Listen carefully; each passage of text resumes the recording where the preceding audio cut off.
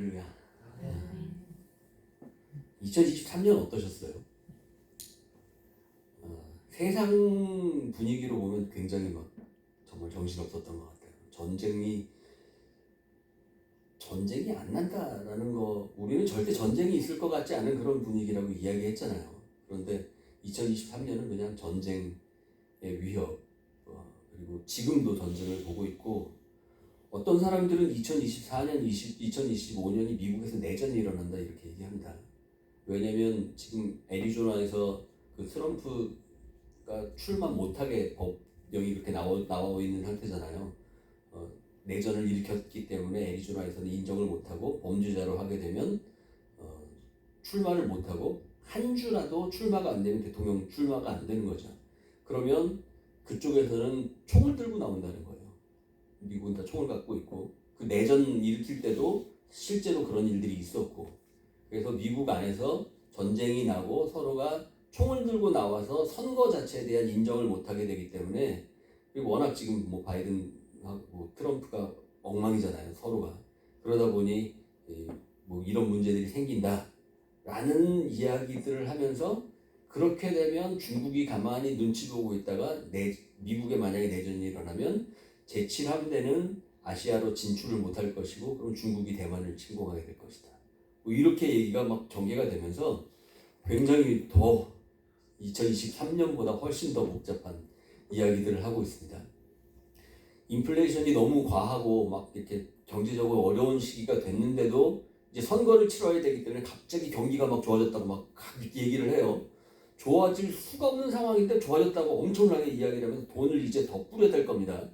그러면 2024년은 뭔가 불장이 오고 뭐 좀 좋아질 것 같은데 2025년 초반까지는 좀 괜찮을지 모르겠는데, 그 후에 또 국민들이 이거 다 지금 우리 물가 올라가지고 고생하듯이 2025년 후반 되면 이 고생을 또 우리들이 다 뒤집어 써야 하는 상황들로 벌어질 수 있는 그런 분위기가 세상 가운데 펼쳐지고 있어요. 이런 복잡한, 그리고 뭐 지금 AI가 기술이 너무 발전해서 그 AI를 만들었던 대표가 쫓겨났다가 다시 돌아왔다며요. 마이크로소프트로 들어갔다는 이야기가 있어요. 쫓겨난 이유인즉슨 너무 AI를 잘 만들어서 이 AI가 인류를 위협하기 때문에 쫓겨났다는 거예요. 더 이상 개발하지 말라고. 이 CEO가 너무 잘해서 너무 완벽한 AI를 만드는 바람에 그렇게 됐다고 하고, 며칠 전에 보면 테슬라의 로봇이 사람을 공격해서 크게 다쳤다는 이야기도 나와 있습니다. 정말 우리가 살아가는 불과 한 10년 이내로 여태까지 평생 우리 머릿속에는 없었던 그런 일들이 너무 쉽게 일어나지 않을까. 그리고 또 우리가 잘 아는 대로 환경 문제, 지금 해일이 12m짜리가 덮쳐서 갑자기 평온하던 곳이 물바다로 확 바뀌어버렸잖아요. 그것처럼 우리 주위의 환경들은 정말 주님 없이는 살 수 없는 그런 상황들로 자꾸 변해가고 있는 것 같습니다. 이런 상황 가운데 2024년이 우리 앞에 놓여 있어요. 뭐 한국에서 이미 새해가 돼가지고 계속 카톡이 오고 뭐 새해라고 막 그러는데, 인사 다 받으실 것 같은데 우리도 이제는 인사할 때가 된 것 같습니다. 1시간도 안 남았는데 우리도 서로 인사 한번 할까요? 새해 하나님의 은총이 넘치시길 바랍니다. 서로 인사 한번 하겠습니다. 새해 우리 교회 표로 뭐라 그랬죠? 우리가 주님의 소망입니다. 우리가 주님의 소망입니다. 주님을 우리 소망 삼고 싶으시다. 이게 사실 당연한 거 아니에요? 주님이 우리 소망 됐으면 좋겠는데, 사실은 믿는 사람들은 우리가 주님의 소망이 되어야 되는 거지. 주님이 우리 소망 되는 건 당연한 이야기죠. 우리가 주님이 소망이 아니면 살아갈 수 없는 존재지만, 그거로 맨날 소망만 삼고 내 소원 들어달라고 떼쓰는 어린아이로 평생 살아갈 수는 없는 거죠. 그래도 자라나고 양육되어지고 뭔가 그리스도인으로 선다면, 그 다음엔 우리가 주님의 소망이 되어 세상을 책임감을 가지고 살아갈 수 있는 모습으로 서야 하는 것이 옳은 겁니다. 이 복된 새해를 맞이하면서 우리에게 하나님은 어떤 말씀을 해주고 싶으실까? 저도 생각하면서 말씀을 묵상하는 가운데 예수님과 함께 있었던 제자들이 그 제자들이 예수님과 같이 지내면서 제일 행복했던 시간이 언제였을까? 언제라고 생각하십니까? 예수님하고 함께 지낼 때 뭐 기적을 보고 막 바다에서 풍랑을 잠잠하게 하고 죽은 사람을 일으키고 5천 명을 먹이고 12강줄이가 남고 뭐 이적들을 보면서 얼마나 옆에 쫓아다니던 제자들이 으쓱으쓱했겠어요. 내가 따라다니는 분이 이런 분이야. 그리고 예수님이 파송을 시켰더니 막 제자들이 능력을 발휘해가지고 귀신도 잡고 막 이런 것들을 펼치면서 우리 예수님을 따르면 뭔가 된다라고 하는 그런 분위기도 있었지만 사실 그렇게 되는 가운데 서로 자기가 높다고 서열 정리하고 내가 높니 네가 높니 막 서로 싸우던 그런 상황들. 200년 전에 있었던 마카비 혁명, 그 마카비 혁명으로 외세 압제에서 벗어났던 이스라엘이 다시 로마 압제가 되면서 고통받으면서 그 메시아를 기다렸던 그 분위기에 예수님이 나타났기 때문에 막 그 이적들, 눈먼 자, 귀먼 자, 병원이 중풍병자, 귀신 들린 자, 안진뱅이를 일으키고 죽은 자를 살리시고 하는 모든 것들. 그렇지만 또 좋았던 것만 있었던 건 아니에요. 함께 굶주리기도 했고 너무 배가 고파서 무화과 익지도 않은 무화과 따먹으면서 성질을 내셨던 그런 것도 우리가 알고 있습니다.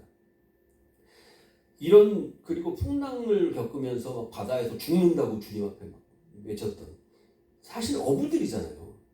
이 풍랑이 어부들이 풍랑 때문에 죽게 됐습니다라고 얘기하는 거는 보통 풍랑이 아닌 겁니다. 우리가 생각하는 풍랑인데 믿음이 없어가지고 이런 분위기가 아니에요. 바다에서 닳고 다른 사람들이 이 정도면 죽는다라고 했던 풍랑이기 때문에 예수님을 깨워가지고 그렇게 이야기한 거거든요. 그만큼 어려웠던 상황이었음에도 불구하고 예수님 때문에 이들은 이제는 뭔가 우리는 메시아를 모시고 로마를 분리치고 나는 영의정, 너는 우의정, 좌의정이 될 것이다. 이런 식의 꿈을 꾸고 있었던 거란 말이죠. 이렇게 그들의 가지고 있는 소망들, 이제 그런 꿈을 꾸고 좀 이 나라에서도 으쓱거리면서 옛날 마카비 혁명을 통해 그 마카비 형제들과 다른 사람들이 높은 지위에 올라갔던 것처럼 우리들도 그 모습이 될 수 있겠지 라는 소망을 가지고 있었던 사람들, 그러면서 힘차게 들어갔던 게 예루살렘 입성이었거든요. 그렇게 예루살렘에 들어가고 그 직전에 오늘 본문에 나와 있었던 변화산 사건, 여러분들이 지금 보고 있는 저 산이 다볼산이라고 하는 실제 저 당시에 변화산이 저 산에서 이루어진 일입니다. 그냥 일반적인 산같이 보이는데 산이 굉장히 특이하게 생겼어요. 다볼산이라고 하는 저 변화산. 변화산에 데리고 간 제자가 몇 명이었죠? 아까 읽으셨습니다. 3명이었어요. 그리고 그 3명은 항상 예수님이 데리고 다닌다고 하는 수제자급의, 그러니까 방금 말씀드렸지만 만약에 서열을 따진다면 진짜로 영의정, 좌의정, 우의정 되는 그 3명 제자가 있잖아요. 누구죠?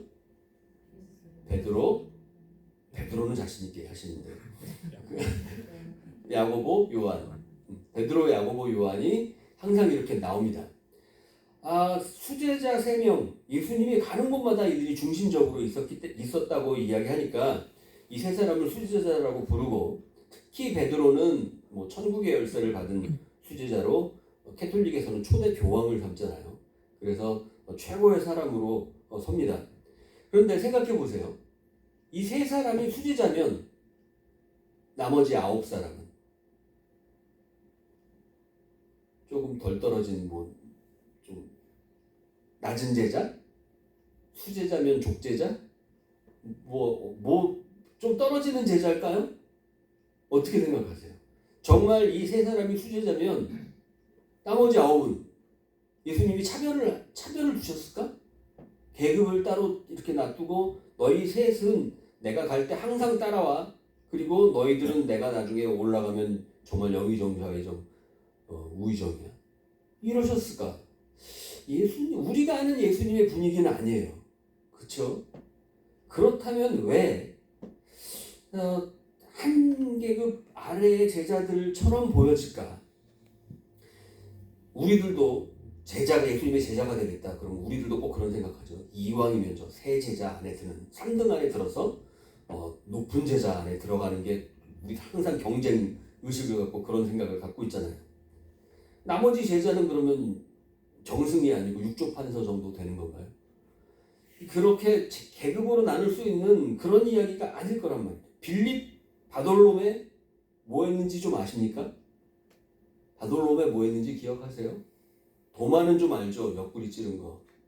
이런 거밖에 모르고 그 사람이 예수님의 제자로 어떤 모습을 살아갔는지 이런 것들을 우리가 잘 모르는데 왜 그렇게 됐을까요?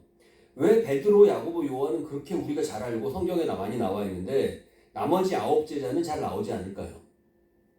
실제로 여러분들 보면 복음서 중에 마태, 마가, 누가, 요한복음만 있는 게 아닙니다. 도마복음도 있고 다른 복음서들도 있어요, 사실은. 근데 정경 안에 들어와 있지 않은 거예요. 그렇기 때문에 그 제자들이 경험한 예수님에 대해서 기록된 내용들이 실제로는 많이 있습니다.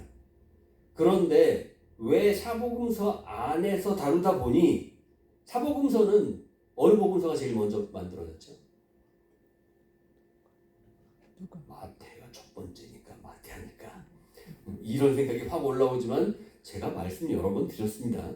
우리 작년 초반에 예수님 시리즈를 이야기하면서 마가복음 가지고 우리가 이야기했는데 마가복음이 제일 최초의 복음서입니다.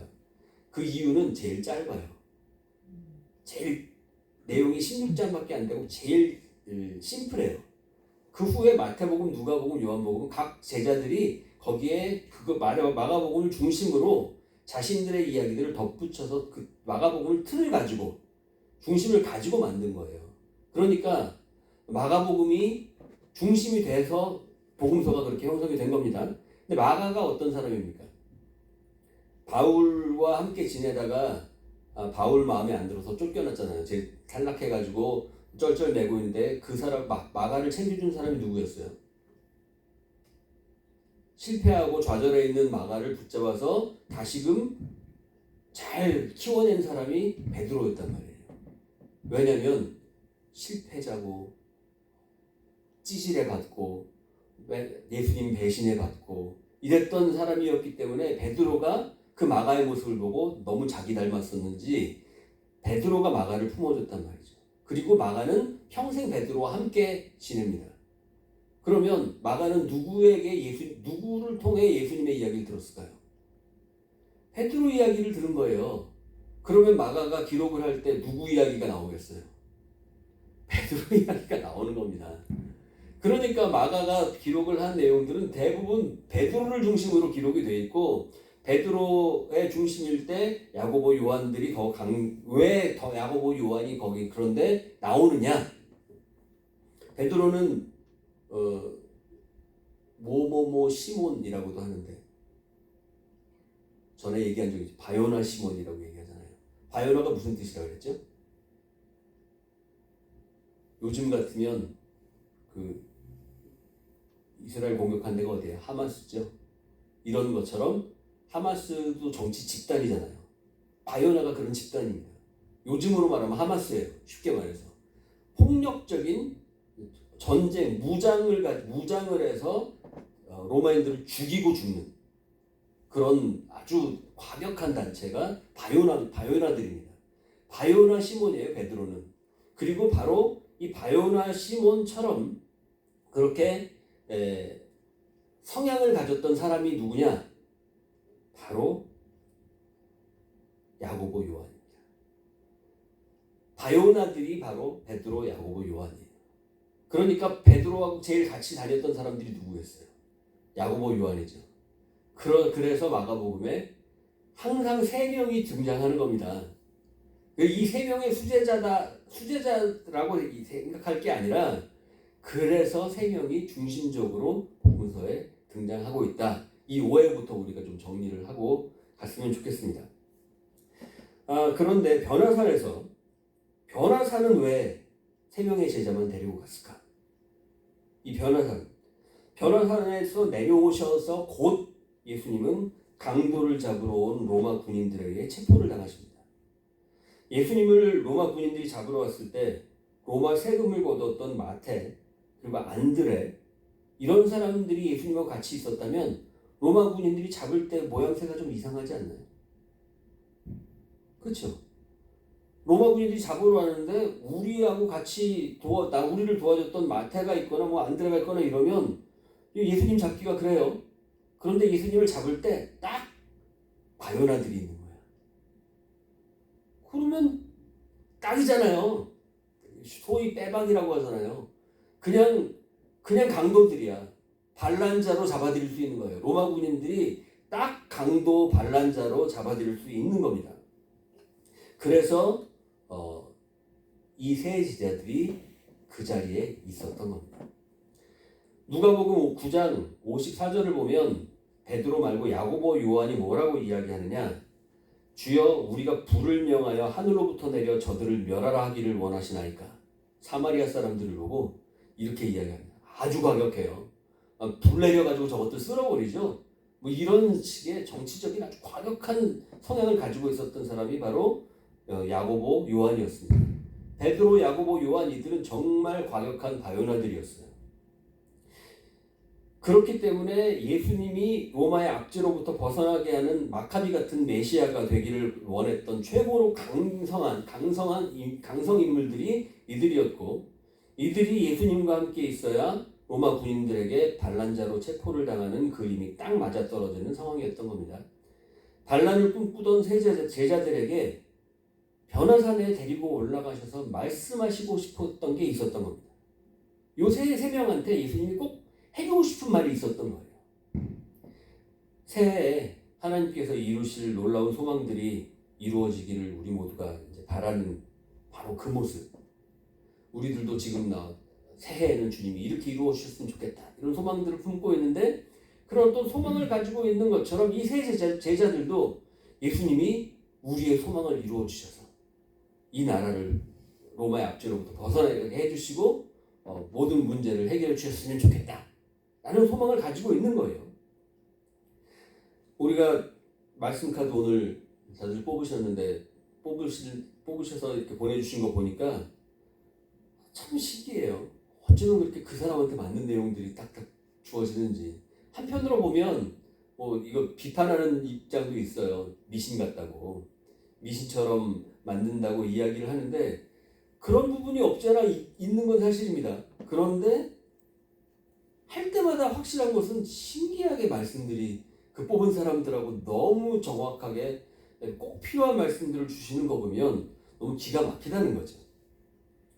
말씀, 우리가 그 말씀, 그것이 미신적인지 아닌지가 중요한 게 아니라 그 말씀을 붙잡고 어떻게 우리가 한 해를 살아가느냐, 이게 더 중요한 거죠.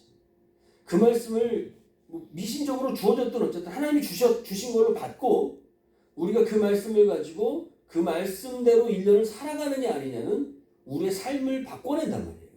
우리 인생이 완전히 달라질 모습으로 바뀐다는 겁니다. 이건 뭐 별거 아닌데 그냥 재미로 뽑았잖아. 이렇게 생각하면 아무 의미 없는 거죠, 정말.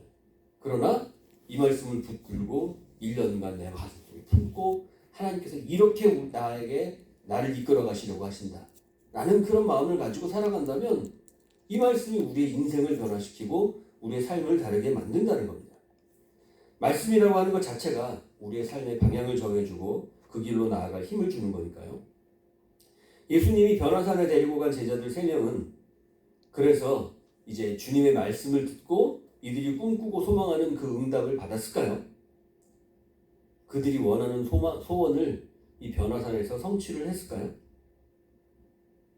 이들은 변화산에서 예수님의 정체를 확인합니다.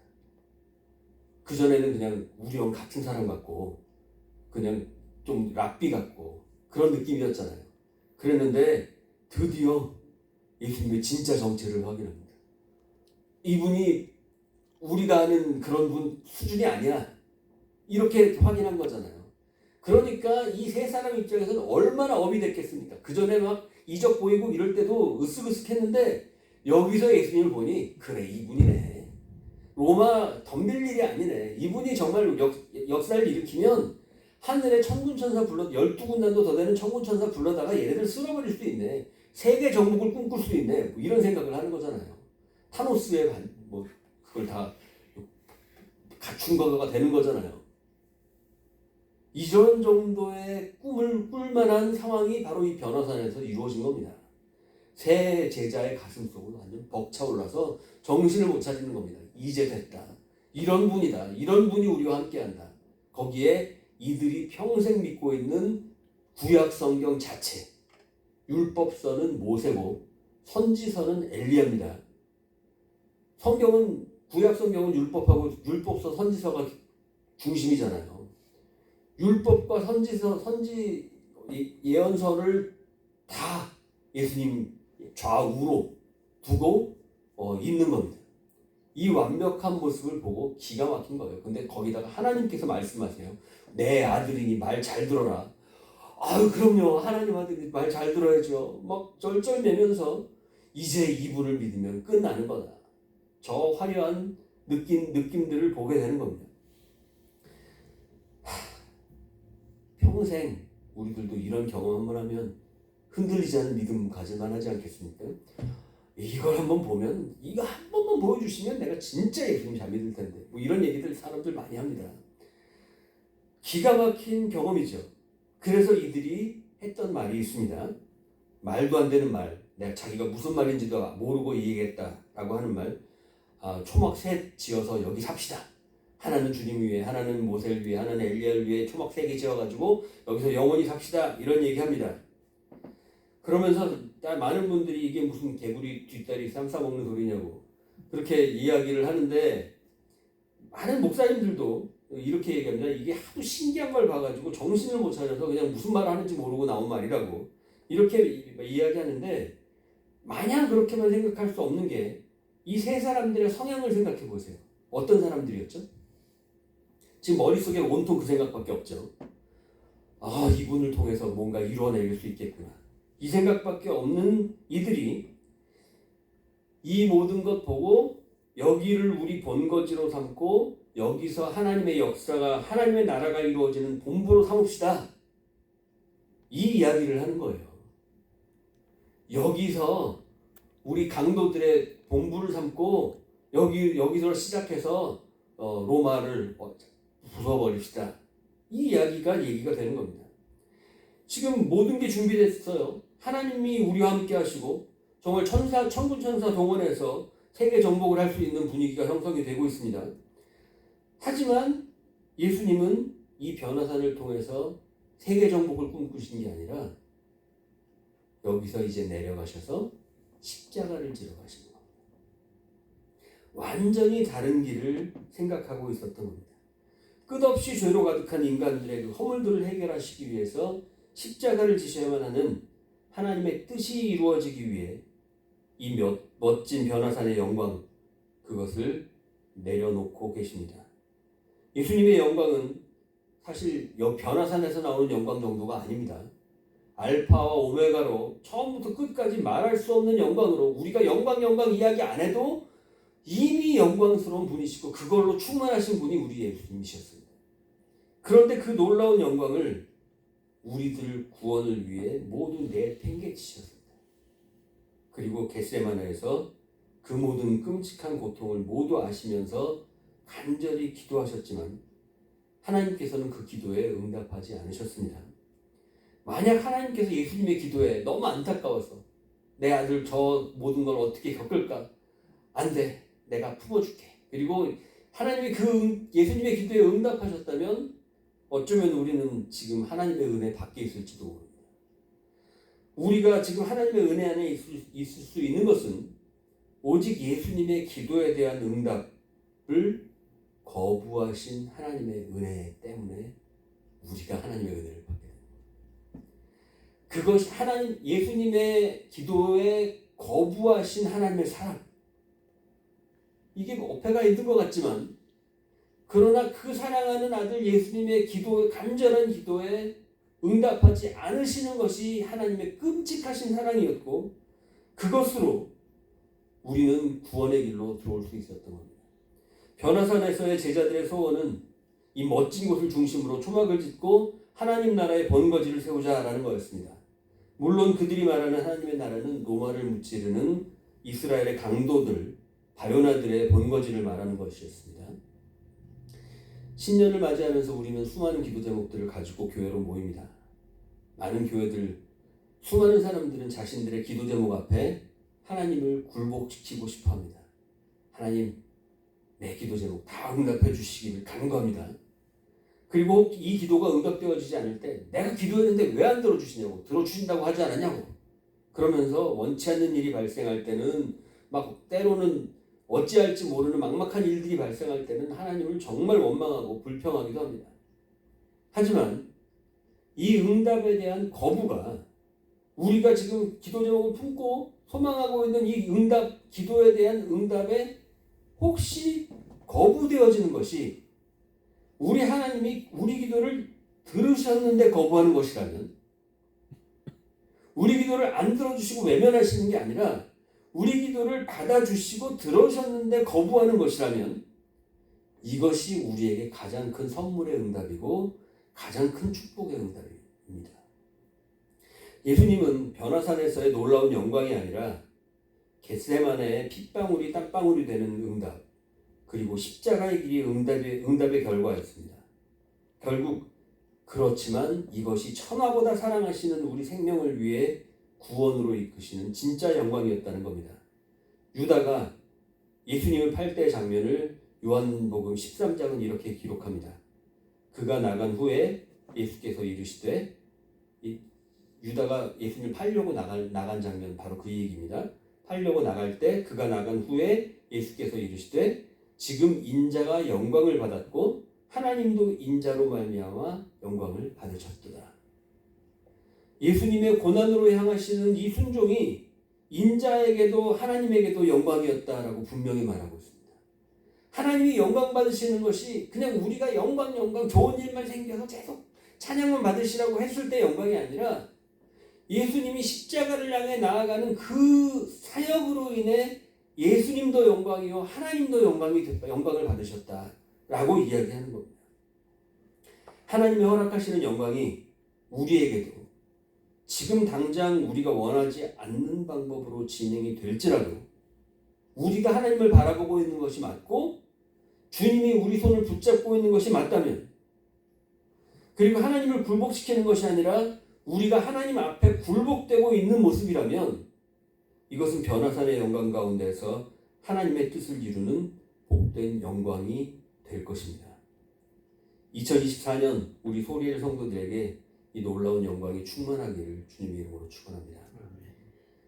우리가 보는 바로 이 그림, 카라바조, 제가 참 많이 이야기하는데, 이 카라바조의 그림, 그리스도의 체포라는 1602년도 작품입니다. 카라바조 작품은 저번에도 한번 여러분들과 나눴을 때 빛을 가지고 이야기한 적이 있어요. 빛이 지금 카라바조라고 써있는 저 사람은 지금 예수님이 잡히는 장면 맨 뒤에서 자기 얼굴을 그려넣었어요. 그리고 멀찌감치도 발 뒤꿈치를 들고 바라보는 것처럼 그려놓고 등불을 들고 있는 게 카라바조죠. 근데 예수님 빛은 지금 어디가 제일 밝죠? 예수님이 가장 밝습니다. 저 등불 때문에 예수님이 밝은 게 아니라, 예전의 그림도 뒤에서 햇빛이 들어오는데 그것 때문에 밝은 것이 아니라 예수님으로 인한 영광의 빛이었어요. 까라바는 항상 저 빛을 가지고 그림을 표현합니다. 영광의 빛은 다른 것으로 나오는 게 아니라 예수님으로 인해 그 빛이 등장합니다. 오늘 우리의 삶 속에 영광의 빛이 등장하는 것은 예수님을 통해 등장하는 거예요. 예수님의 표정 절대 밝지 않습니다. 일그러져 있고 잡혀가면서 고통스러워하는 주님의 모습입니다. 이제 십자가를 지셔야 하고 잡히셔서 그 모든 고난을 겪으셔야만 합니다. 그런데 이 모든 가운데에서 그 십자가의 길로 나아가시는 그 모습이, 하나님 앞에 순종하여 잡히시고 고난당하시고 십자가의 길로 나아가는 그 모습이 하나님의 영광의 빛 가운데에 있다는 것을 카라바조는 표현하고 있는 겁니다. 하나님의 뜻에 굴복하는 것이 영광입니다.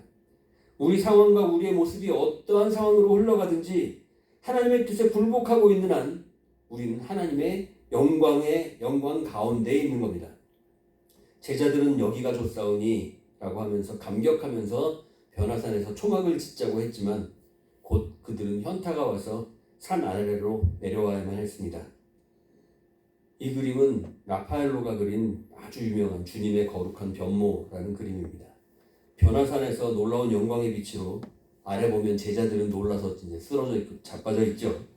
그런데 이 그림의 놀라운 점은 위쪽 놀라운 변화산의 모습, 예수님과 제자들의 모습이 주인공이 아니라 실제로는 아래에 있는 저 바글바글한 사람들의 모습이 주인공처럼 보입니다. 이게 성경 본문에서 아주 짧은 구절로 보여진 오늘 본문 37절 함께 읽어볼까요? 시작. 이튿날 산에서 내려오시니 큰 무리가 있으세. 변화산 위에는 저렇게 영광스럽고 밝은 모습이 있었지만 변화산에 있을 수 없는 것은 저 아래 저 바글바글한 저 큰 무리가 아래서 예수님과 제자들을 기다리고 있었던 겁니다. 저 아래의 현장이 예수님을 그렇게 구하고 찾는 그 현장이었던 거예요. 산 아래에는 예수님을 기다리는 바글바글거리는 환자들로 가득합니다. 그것이 확대되어 있는 이 모습입니다. 저 모습을 보면 귀신 들린 아이가 보이고 온통 삶의 심각한 문제들로 가득한 인생들이 있는 곳. 변화산은 여기가 좋사오니 하고 자신들의 기득권을 누리고 즐기도록 마련된 그런 장소가 아니었습니다. 하나님의 임재를 체험하고는 이제 그렇게 됐다면 어서 산 아래로 내려가서 저 고통받는 사람들 가운데로 나아가 그들과 함께 살면서 그 고통을 지고 십자가의 길을 걸어가라는 것. 그것이 핵심이라는 말이죠. 변화산의 3명의 제자들에게 주님은 바로 이 핵심적인 진리를 알려주시고 싶었던 겁니다. 내려가라. 예수님을 이용해서 높은 곳으로만 나아가려고 하는 사람들은 여전히 세상에 가득합니다. 예수님의 이름을 팔면서 자신이 높아지고 자신이 더 가지고 자신이 더 움켜쥐려고 하는 그 모든 것. 이런 모습들이 세상에 얼마나 많은지 모릅니다. 예수님의 제자들도 그물을 내려놓고 예수님을 따라 나섰던 것은 이분을 따라 나서면 내가 나중에 이분이 높아졌을 때 나도 높아질 수 있겠지 라고 하는 그 모습으로 서열을 따지고 있었던 겁니다. 오늘날 교회에서도 서로 누가 높으냐 따지면서 예수님을 이용하고 있습니다. 하지만 우리 교회들 그리고 성도들이 해야 할 일은 변화산 아래에서 무엇이 진리인지 무엇이 인생인지 알지 못하는 수많은 사람들과 함께하기 위해서 산 아래로 내려가는 일입니다. 변화산 위 교회로 올라오기만 하면 모든 것이 해결될 것처럼 교회에서는 많은 말씀들이 선포되었지만 2024년 우리 소리엘은 이제 내려가기로 합시다. 우리 삶 가운데 만나는 수많은 사람들의 문제들을 함께 붙들고 그들의 고통과 아픔을 함께 지는 일을 감당하는 것. 그래서 우리 새해 표어는 우리가 주님의 소망입니다. 라는 표어를 삼은 겁니다. 지금까지 잘 해오셨습니다. 하지만 보다 더 교회다운 모습으로 주님의 소망이 된 모습으로 세워지시기를 바랍니다. 이 말씀을 붙들고 2024년 한 해를 살아간다면 우리 모습은 분명 하나님의 놀라운 영광 가운데 세워져 있을 겁니다. 우리 교회 모습은 자연스럽게 주님의 소망이 되는 여러분들을 통해서 든든히 세워져 가게 될 것입니다. 주님의 소망이 되는 소리엘로 새해를 시작합니다. 주님 허락하시는 영광 가운데로 때로는 다가올 실패도 있고 좌절도 있고 아픔의 상황들도 있겠지만 이것을 붙들고 나간다면 넉넉히 이겨낼 영광의 소망으로 나가게 될 것입니다. 저 산 아래 수많은 사람들 그들에게 메가폰을 들고 단체로 설교해서 이들을 변화시킬 수는 없겠지만 그러나 하나님이 바라보시고 있는 한 사람 내 곁에 지금 보여지고 있는 주님 없이는 살아갈 수 없는 안타까운 그 한 영혼들 우리가 마음속에 품고 있는 그리고 보여지는 그 한 사람들을 붙드시기 바랍니다. 주님은 그렇게 한 사람을 만나 그의 내면을 어루만지셨고 사랑으로 감싸셨고 치유해 주셨습니다. 이제 그 사역은 우리의 것입니다. 주님의 소망으로 이제 우리들은 그 사역을 감당해내야 합니다. 여기가 좋사오니 이제는 내려갑시다. 여기에서 더 이상 버티지 말고 저들 속으로 들어갑시다. 그리고 주님이 부르시는 그 한 사람을 위해 십자가를 지고 섬기도록 합시다. 그것이 오늘 우리에게 호흡을 더하시는 하나님의 기대요 소망입니다. 다시 한번 서로 마주보고 확인합시다. 이야기합니다. 우리가 주님의 소망입니다.